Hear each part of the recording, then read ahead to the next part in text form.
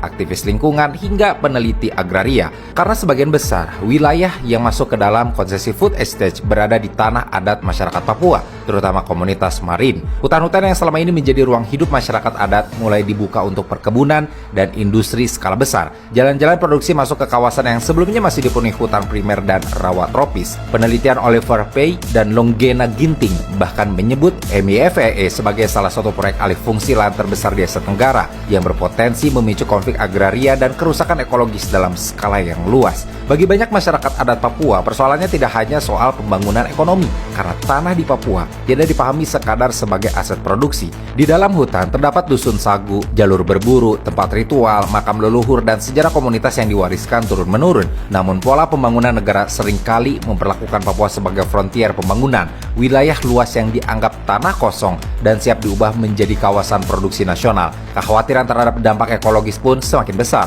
Organisasi lingkungan seperti WALHI memperingatkan bahwa pembukaan hutan besar-besaran di Merauke dapat merusak ekosistem rawa dan hutan tropis Papua yang selama ini menjadi salah satu kawasan hutan penting tersisa di Asia Pasifik. Meski proyek MIFEE dimulai sejak era SBY, pendekatan food estate kembali diperluas pada masa Jokowi. Pemerintahan pencitraan Jokowi melanjutkan pembangunan infrastruktur besar-besaran di Papua sekaligus membuka kemungkinan ekspansi proyek pangan dalam skala yang lebih luas lagi. Di saat yang sama, situasi politik Papua sendiri belum benar-benar stabil.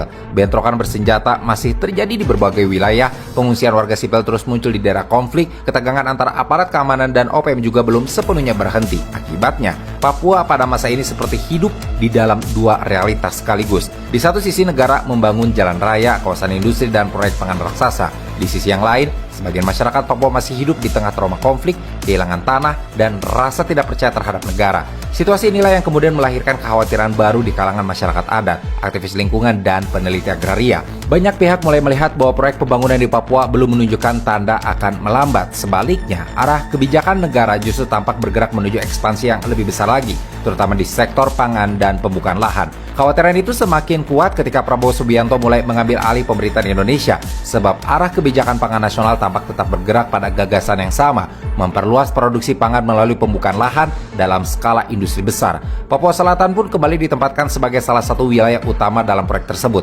Situasi ini turut didokumentasikan oleh Watchdog dalam film dokumenternya yaitu Pesta Babi, yang memperlihatkan bagaimana ekspansi proyek pangan terus bergerak ke wilayah Merauke dan sekitarnya. Bersamaan dengan meningkatnya kekhawatiran mengenai masa depan hutan, tanah adat, dan kehidupan masyarakat lokal, melalui berbagai rencana strategis pemerintah, Merauke dan wilayah sekitarnya diproyeksikan menjadi kawasan utama pengembangan sawah, perkebunan tebu, hingga industri bioenergi. Target pembukaan lahan yang dibicarakan bahkan mencapai 2,5 juta hektar, yang menjadikannya salah satu proyek agraria